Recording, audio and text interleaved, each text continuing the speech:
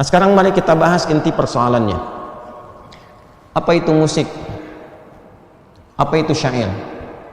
Karena konon ada berita Ustadz Adi tidak bisa bedakan antara musik dan syair. Konon. Ya. Nah, sekarang kita bedah dulu apa itu musik, apa itu syair, apa itu asy'ara, ya kan? Bagaimana pandangan ulama di dalamnya dan seterusnya. Ini saya tulis musik di sini saja. Ini saya tulis syair. Nah, ya. Ini pakai bahasa Indonesia dulu untuk memudahkan. Kemudian yang bahasa Arabnya di sini musiqa ini. Yang ini pakai alif lam asy-syair. Kalau syair nanti orangnya. Coba lihat pelan-pelan sini ya, supaya bisa mudah dipahami. Nanti saya turunkan referensinya, teman-teman bisa akses ya. Nah, kalau bisa handphonenya turun aja, kan ini juga sudah ada di sini dan sudah direkam ya. Jangan bikin live di atas live. Ya, supaya fokus nanti. Lihat sini. Kata musik pertama itu bukan bahasa Arab. Saya ulangi, kata musik bukan bahasa Arab. Jelas? Kata musik itu dari bahasa Yunani asalnya. Yunani. Ya. Dari kata musika, musika. Ya. Kata musika ini dalam mitos Yunani diambil dari kata muse. Artinya dewi seni. Dewi seni. Jadi Zeus itu punya dikisahkan dalam mitologi. Mitologi itu mitos. Ya. Bukan yang di online, Zeus online bukan ya. Zeus dalam mitologi Yunani itu punya 9 putri. 9 putri itu disebut dengan Muses namanya, jamak dari kata muse, Muses. Ya.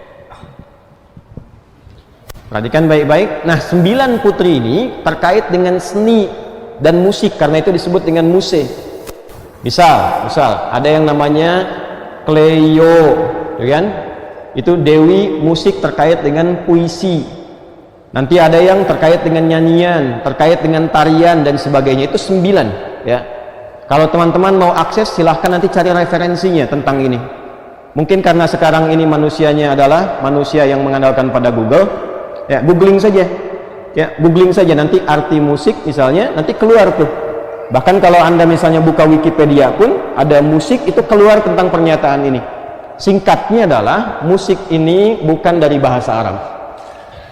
Karena itu di era Nabi SAW, bahkan sebelum era Nabi, di masa jahiliyah sebelum Nabi lahir, kata ini tidak dikenal. Sekali lagi, kata ini tidak dikenal karena ini bukan bahasa Arab asli. Kita tuh kenal kata musik baru kekinian aja di abad-abad ketika Yunani itu banyak diterjemahkan, baik filsafatnya dan seterusnya. Terutama nanti ketika berdiri perpustakaan besar Baitul Hikam ya, Abu Ja'far Al-Mansur nanti ya diantaranya itu membuat satu gerakan banyak penerjemahan, maka dihimpun karya-karya Yunani. Dari situ kemudian muncul istilah-istilah datang dan mu'arabah atau musta'arabah, diarabkan, viral di Arab.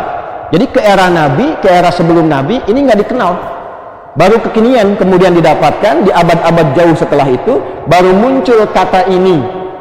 Jelas di sini? Nah, sekarang padanannya apa dalam bahasa Arab? Kalau ini tidak ada. Padanannya apa? Bagaimana tahu hukum musik kalau katanya aja nggak ada?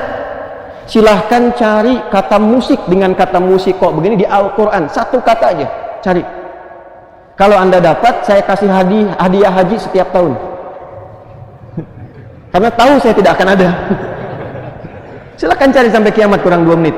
Ya, kurang 2 menit lah, 2 hari kan udah banyak tuh. Ya.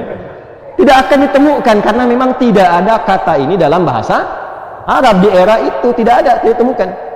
Cari dalam hadis, nggak akan ketemu, tidak akan ditemukan.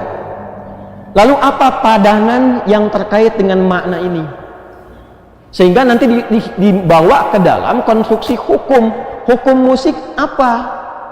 Untuk menjawab itu kan mesti tahu apa yang dimaksud dengan musik, apa turunan definisinya, bagaimana kegiatannya, apa yang senafas dengan itu, kiasnya kemana, analoginya kemana, mana istilah yang serupa dengan ini, mesti dicari. Kalau tidak ada, nggak mungkin kita simpulkan hukum. Cara berpikirnya kan begitu, ya. Maka dicarilah kemudian oleh para ulama, ditemukanlah istilah yang senapas dengan ini, setidaknya punya 4 sampai 5 nama. Sejak zaman jahiliyah sebelum Nabi lahir sudah ada 5 nama ini, sampai kemudian di era Nabi mendapatkan komentar, pandangan baik langsung dari Nabi apapun terlebih dari Allah Subhanahu wa taala dengan turunnya ayat-ayat dan surah khusus. 4 sampai 5 nama ini saya sebutkan satu-satu. Yang pertama al-hida, atau kadang disebut huda, gini. Bisa pakai dhammah, bisa pakai kasrah. Nanti saya sebutkan sejarahnya, saya sebutkan kitabnya, saya sebutkan turunannya. 2 al-ghina. Ghina. 3 ini puncaknya. Asy-syi'r.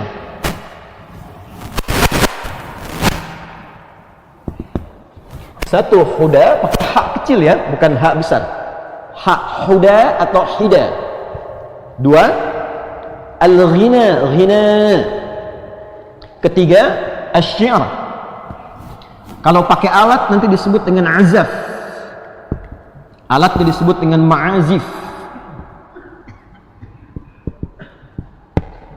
Kemudian ini yang keempat, 1, 2, 3, 4. Yang kelima kadang disebut dengan as-sama'. Ini agak jarang, tapi sering kadang-kali dimunculkan dalam beberapa kitab fikih.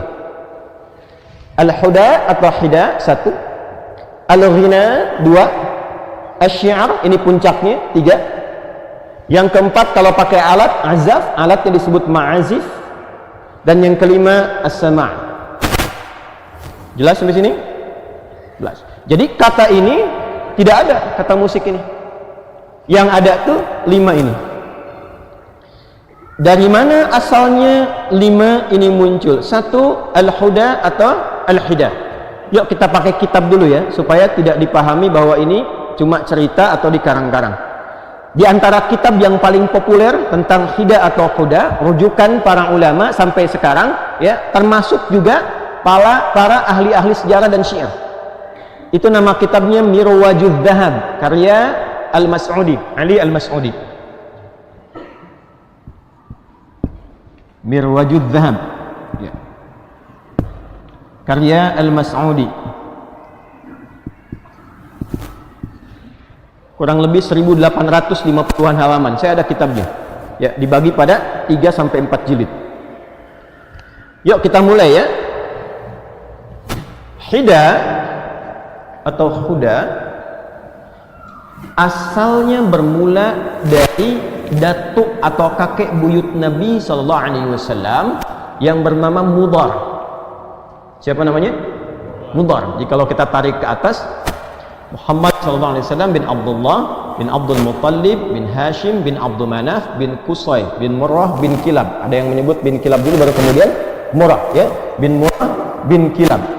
Muhammad sallallahu alaihi wasallam diulangi bin Abdullah bin Abdul Muttalib bin Hashim bin Abdul Manaf bin Qusay bin Murrah bin Kilab bin Ka'ab bin Ghalib bin Kir bin Malik bin Nadar bin Kinana bin Khuzaimah bin Mudrikah bin Ilyas bin Nizar bin Mudhar. Ke-18. Ya, coba ulangi ya. Jadi ini datuk kakek Nabi yang ke atas ke-18. Jadi kalau diurut ke ayah berarti kurangi 1, ke-17 berarti. Nah, Mudhar ini keterangan ahli sejarah yang mencatat ya, dan tersambung sampai ke atas. Nanti mereka punya rekam yang diceritakan dari masa ke masa, lalu nanti pada era tulisan dituliskan. Mudhar ini di antara tokoh sosok yang terkenal suaranya sangat bagus dan indah. Satu kali beliau naik atas untanya, lalu jatuh dari unta itu, tangannya cedera, patah. Ya. Saat itulah beliau minta tolong pada orang sekitarannya yang sedang berada di dekat-dekatnya, dan dengan unta mereka minta tolongnya begini, wa yadah, katanya kan? Wa itu digunakan untuk meminta tolong. Ada huruf panggilan nida itu 14 dalam bahasa Arab, ada 14 jenis. Ya, ada a, ada ya, ada aya, dan diantaranya ada wa. Wa itu khusus untuk minta tolong. Wa yadah, gitu kan? Ya, tolong tanganku patah, tolong tanganku patah.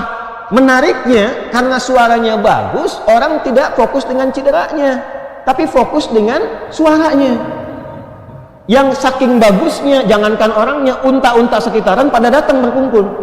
Wa yadah, katanya kan, tolong tanganku, gitu kan? Ada iramanya, maka datanglah orang-orang ke situ, fokus kepada suaranya. Nih suara enak banget katanya. Jadi bukan fokus kepada cederanya. Maka dari situlah viral katanya itu wa yadah, ditirulah itu dengan senandung-senandung tertentu, awalnya dikhususkan untuk mengarahkan unta. Ya, karena ketika unta dengar itu makin semangat, makin cepat, makin jalan dan seterusnya. Maka dimodifikasi oleh sebagian orang, ketemulah kemudian irama-irama iqa' dalam bahasa Arab itu. Sampai muncul formulanya. Dari situ formula ini digunakan untuk mengarahkan hewan. Senandung nyanyian yang diarahkan untuk bisa mengarahkan hewan itu dalam bahasa Arab disebut dengan hidaun atau hudaun. Ini asalnya. Ini versi 1 ini itu untuk mengarahkan hewan. Dari situ menyebar ke masyarakat luas, kan cepat viral dulu walaupun belum ada Google dan seterusnya. Menyebar cukup banyak, lalu banyak modifikasi. Ya, jadi bentuk formulasi, jadi notasi-notasi yang kalau sekarang disebutnya dengan notasi lah, ya, notasi irama. Nah, mereka bentuk jadi nyanyian umum yang tadinya untuk hewan dibikinlah jadi umum. Bisa untuk orang, bisa untuk menggambarkan ilustrasi sekitaran dan sebagainya. Maka ketika bentuknya dirubah dari untuk hewan saja menjadi senandung umum, itu disebut dengan ghina. Apa namanya? Ghina. Ini yang kita sebut dengan lagu nyanyian sekarang. Terjemahkan dengan lagu nyanyian. Ghinaun. Jelas? Oke, 2. Dari situ, dari senandung itu, kemudian lebih spesifik. Sampai itu ada orang yang khusus untuk bisa memeriksa ini polanya benar atau tidak.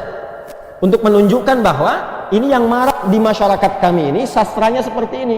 Kalau keluar dari sini itu tidak disebut dengan bagian dari komunitas masyarakat ini.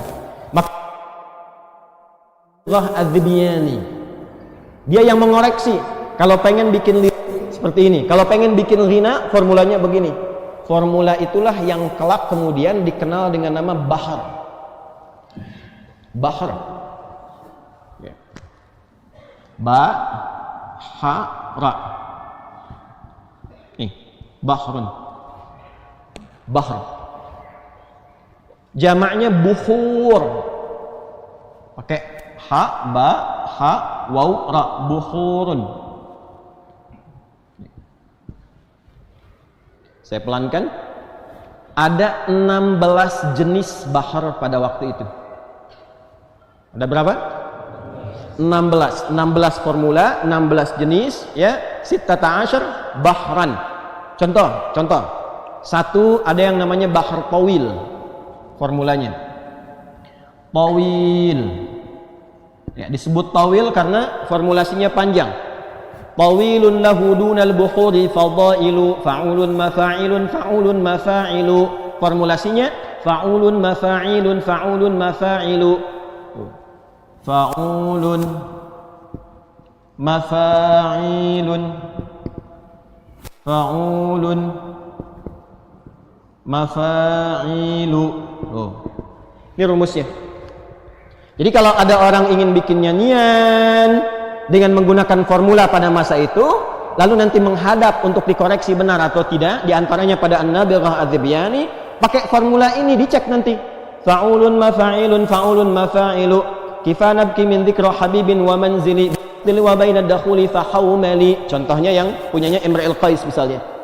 Kalau cocok, bagus, silahkan lanjutkan. Satu baitnya dibikin, 2 bait dibikin, 3 bait dibikin. Kalau formulasi ini menggambarkan tentang 1, rasa, 2, pikiran, 3, informasi yang ada di sekitaran. Saya ingin mengungkapkan lagu dengan rasa yang saya sedang rasakan.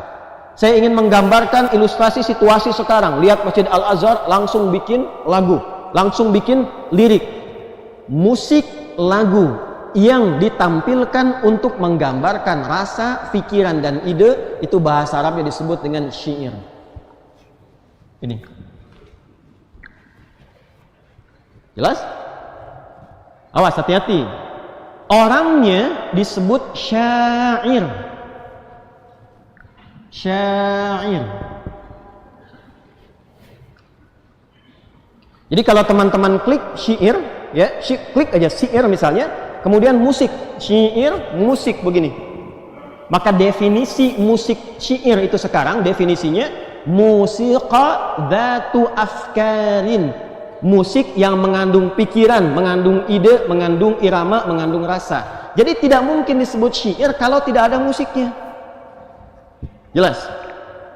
Syarat musik itu masuk ke dalam syair, syarat disebut syair itu 5 syaratnya. 1, afkar, ide, ada pikirannya, ada renungannya, ada rasanya. Kedua, uslub, gaya bahasanya yang betul, ini timbangannya. 3, fasohah, mesti fasih, nggak boleh ae, harus runtut. Kemudian yang selanjutnya khayal. 4, ada imajinasi, sehingga ketika ada daya imajinasi nggak langsung pada tujuan, itu lebih indah. Dan yang kelima, syarat yang kelimanya musik ini, yang kalau dalam bahasa dulu disebut dengan iqa', namanya iqa', ada irama-irama nada. Jadi tidak mungkin disebut dengan syair kalau tidak mengetahui irama, tidak mengetahui notasi yang dalam bahasa sekarang disebut dengan musik. Ya, jadi kalau teman-teman ini belajar sastra Arab, al-adabul Arabi, ilmu ini nanti dibahas di 2 cabang ilmu. 2 cabang ilmu ini, satu untuk membahas notasinya disebut dengan ilmu arud namanya. Arud. Tuh. Ini ilmu keempat tertinggi dalam bahasa Arab. 1 nahwu, 2 saraf, 3 balaghah, ada 3 turunan, ma'ani, bayan, dan badi', dan yang keempat ilmu arud. Ilmu arud itu ilmu khusus untuk mengetahui dan membuat syair dengan notasi-notasi musiknya.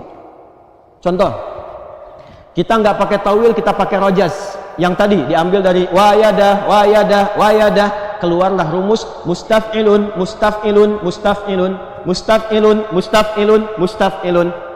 Keluar dari sini baru dibikin liriknya yang sesuai dengan irama ini. Sautus safiril bulbuli hayyaja qalbi thamili al-ma'u wa zahru ma'a zahri lahdhul muqali fa anta ya sayyidali wa sayyidi fakam tayyumuni ghuzayyilun uqayqali qataftuhu min wajnatin min fi'li hadha ar-rajuli faqala la la la la faqad ghada muharwili wal walat wali wali ya wailani faqultu la tuwalwili fabayyinul lu'lu'ali qalat tawhina kadha in harwadhul muqali kahatan kaqaila li tabtabi tabtabi tabtabi tabtabuli. Coba ulangi. Itu contoh. Ya. Bisa pakai madid, mufa'alatun, mufa'alatun, fa'ilatun, mufa'alatun, mufa'alatun, fa'ilatun. Contohnya apa aplikasinya? Tala'al badru alaina min thaniyatil wada'. Nah, itu ada iramanya, ada alunannya, ada notasinya. Notasinya tuh dari sini ilmunya arud. Jelas? Dari mana tahu itu? Karena ini jurusan kuliah saya. Itu saja. Kami ini spesialisasi, saya ini cinta Quran. Karena saya cinta Quran, saya ikuti jalur ulama. Nggak mungkin tahu dan bisa menafsirkan Quran kalau nggak kenal bahasa Arab. Imam Syafi'i ngajinya bahasa dulu. Imam-imam ulama itu ngaji bahasa dulu. Maka jurusan kami itu bahasa dan sastra Arab. S1 kuliah saya membahas ini semua. Dan saya menulis buku di bidang arud ini. Namanya Minhatul Jalil fi Ta'rifi Arudil Khalul. Saya punya buku. Dan dalam bahasa Arab, bukan bahasa Indonesia. Minhatul Jalil fi Ta'rifi Arudil Khalil. Ini poinnya. Jelas? Oke, teruskan. Nanti dari sini orang-orang yang ingin membuat syair itu mesti menguasai 5 hal tadi. Afkar, ide, renungan, pikiran. 2, uslub, gaya bahasa yang mengacu kepada ini. 3, fasaha, kefasihan. Yang keempat, khayal, imajinasi. Yang kelima, musik, iqah, irama, notasi. 5 ini dikumpulkan sejak sebelum zaman Nabi sudah ada dan sudah dilombakan. Ya, ada 4 jenis perlombaan di masa Nabi. Walaupun yang viral itu 3. 1, lomba mengumpulkan harta. Jadi mereka keluar berniaga, nanti di akhir pekan kumpul. Akhir pekannya tuh yang kita sebut Jumat sekarang. namanya Yaumul Arubah. Kumpulnya di tempat hiburan, weekendnya ke tempat hiburan. Apa yang dilakukan di sana? Foya-foya, kemudian bertanding. Yang ditandingkan itu satu, bertanding harta. Ya, jadi kalau sekarang ada yang weekend ke tempat hiburan, kemudian update status harta, kumpul-kumpul siapa yang terkaya, itu jahiliyah sudah duluan. Ya, nanti yang paling banyak hartanya itu disebut tajir. Pedagang. Sudah ada, sekarang juga ada kan? Ya, bahasa kerennya crazy rich kan ya? Ya, ada yang crazy rich, ada yang crazy tanpa risk gitu ya. Nah, itu tajir itu asalnya pedagang, karena dagang kaya. Makanya kalau mau kaya, orang jahiliyah itu dagang, bukan nipu. Bukan korupsi. Sejahiliyah-jahiliyahnya jahiliyah, ya, tidak korupsi, dagang. Gitu ya, dagang. Nah, yang paling kaya disebut nanti tajir, jamaknya tujar. Yang kedua dukun. Dukun sudah banyak. Ya, nanti pasangannya ketemunya dengan penyihir. Dukun, kahin, penyihir, sahir. Itu lomba bikin mantra. Siapa yang mantranya paling manjur, itu nanti akan diangkat sebagai ketua dukun. Jadi paguyuban dukun sudah ada zaman jahiliyah. Dan ketuanya banyak, betul. Makanya Nabi ketika nanti beliau diutus dan oleh Allah diwahyukan Al-Quran, dituduh ini kreasi dukun, maka dibantah oleh Quran, wa ma huwa biqauli kahin. Bukan, ini bukan produk sihir. Jelas? Yang ketiga, syair. Syair, ahli syair, ahli musik tingkat tinggi. Kenapa disebut tingkat tinggi? Karena yang ini buat hewan saja. Ini masih umum, yang ini istimewa. Nggak semua orang, nggak sembarangan bisa menguasai ini. Jadi kalau sudah levelnya syair, itu musisi khusus, dan itu dilombakan. Dibikin syair ini kalau sampai 7 bait disebut qasidah namanya. Ya, satu bait itu ada 2 baris.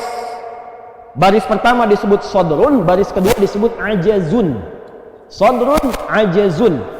Kalau sudah ada 7 disebut qasidah. Di qasidah itu tidak harus pakai rebana. Ya dana, bangun masjid pakai dana. Nggak harus pakai rebana. Ya, ke Depok Cibubur gitu kan. Dapat uang segepok kecebur gitu ya. Jadi nggak harus pakai rebana. Qasidah itu bila ada bait syair sampai ke 7 jumlahnya disebut qasidah. Kumpulan-kumpulan qasidah disebut dengan diwan namanya. Jadi dari mulai syair pakai bahasa Arab aja biar nggak salah paham.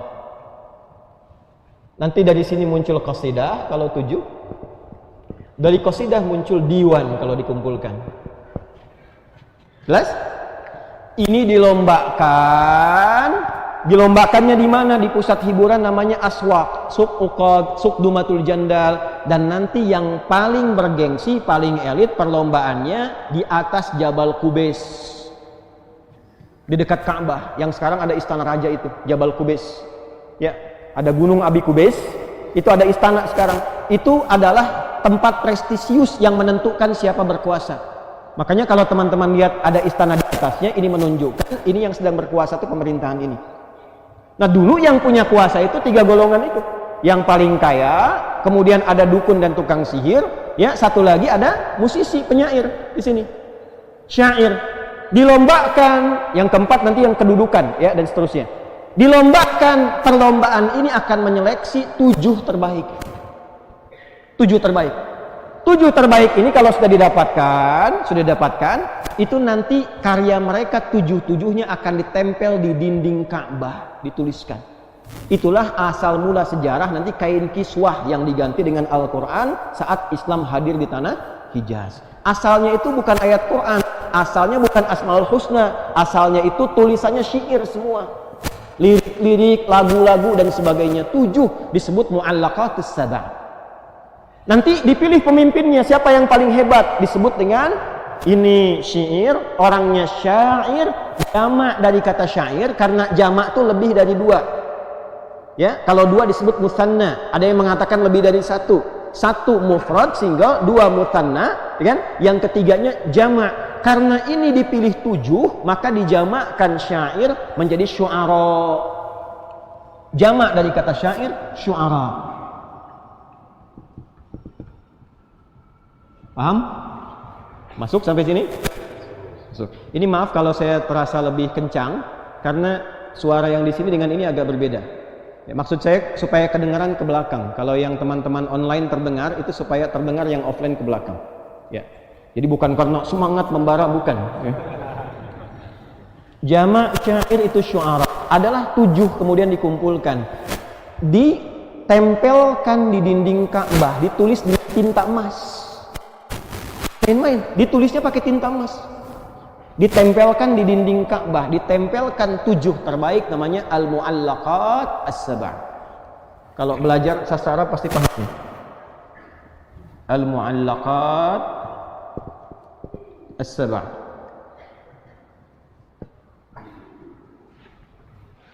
Pemimpinnya yang paling viral namanya Imra'il Qais. Imra'il Qais. Gelarnya Amirus Syu'ara, pemimpin para musisi. Gitu. Jelas? Amirus Syu'ara. Kejadian ini berlangsung 150 tahun sebelum Nabi lahir. Jadi sudah viral dari 150 tahun sebelum Nabi lahir dan berlangsung sampai ke era Nabi sallallahu alaihi wasallam. Paham sampai sini? Jadi ini saya terangkan dulu pengertiannya huda, hida, ghina, kemudian syair. Orangnya disebut apa? Syair. Jamaknya apa? Nah, kalau sudah paham sampai sini, Anda mengerti syair dalam bahasa Indonesia beda dengan syair dalam bahasa Arab. Jadi kalau Anda membaca syair dipahami bahasa Indonesia, ketemunya apa? Ya kata-kata yang ada iramanya, sajak, ya pasti beda dengan musik. Karena pengertian syair dalam bahasa Arab bukan dalam pengertian bahasa Indonesia. Tidak disebut syair, bukan disebut penyair kalau tidak menguasai musik. Ya, kalau sudah syair itu sudah musisi, sudah tahu lagu, tahu notasi, tahu lirik, itu baru disebut syair.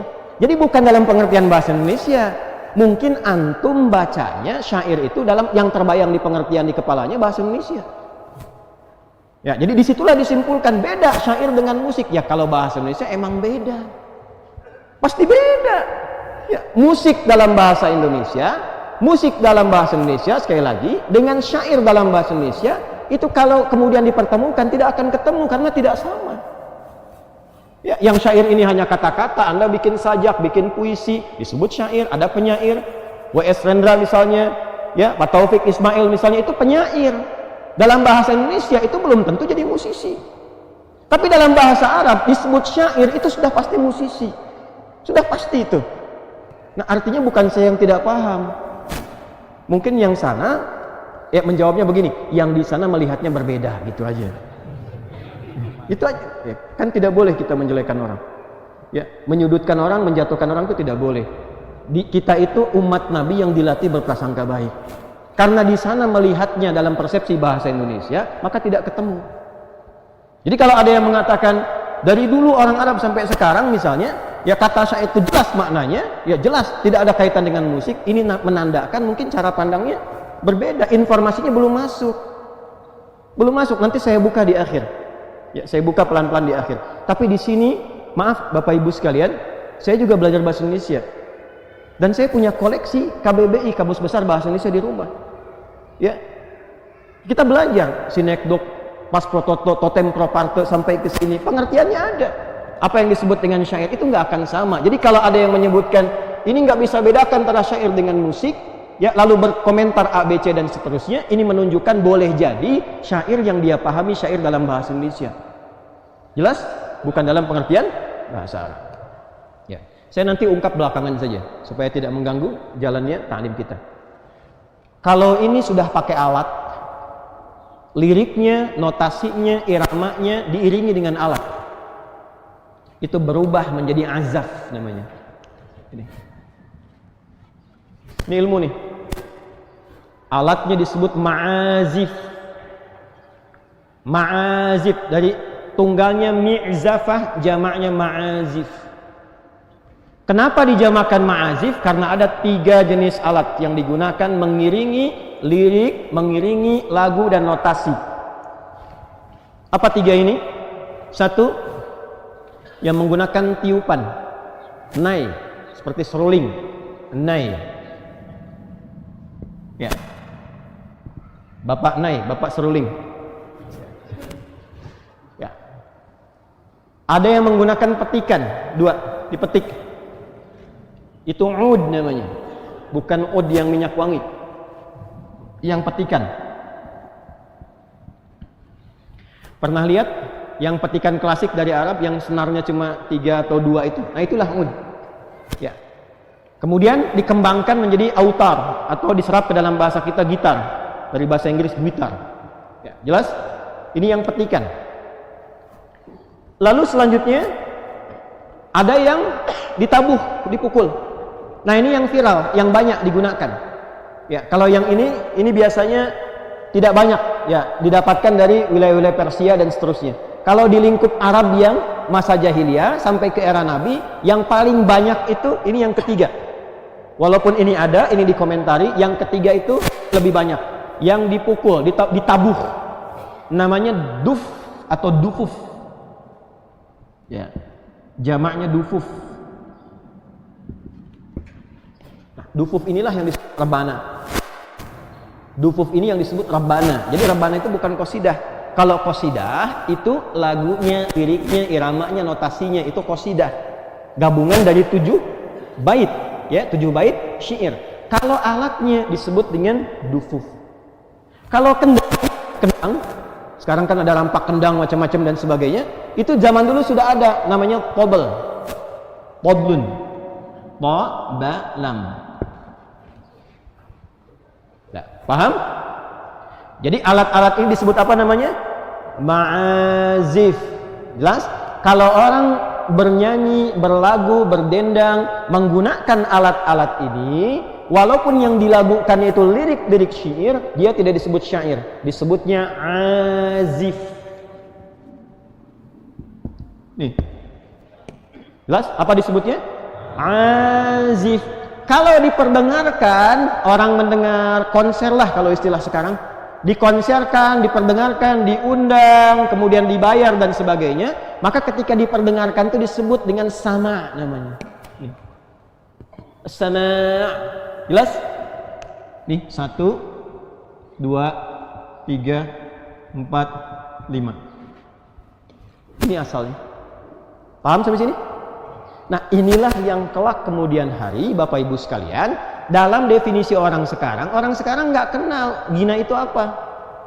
Taunya ghani, kaya. Pagoni, orang kaya. Tapi tagoni, nyanyian. Benar kan? Tuh, orang nggak kenal dengan qida. Orang nggak kenal dengan azaf, nggak kenal. Taunya apa? Musik. Nah, kadang-kadang bahasa Arab diserap ke dalam bahasa Indonesia itu tidak harus selalu sama maknanya. Ya, bisa jadi bisa berubah, bisa berbeda. Ya, misal kita ambil beberapa banyak bahasa yang ditarik ke dalam bahasa Indonesia. Bahkan ke bahasa daerah. Bahkan ke dalam bahasa daerah. Majlis apa namanya? Hah? Majlis itu forum. Ya. Coba Majlis Umum MPR diartikan sidang tuh.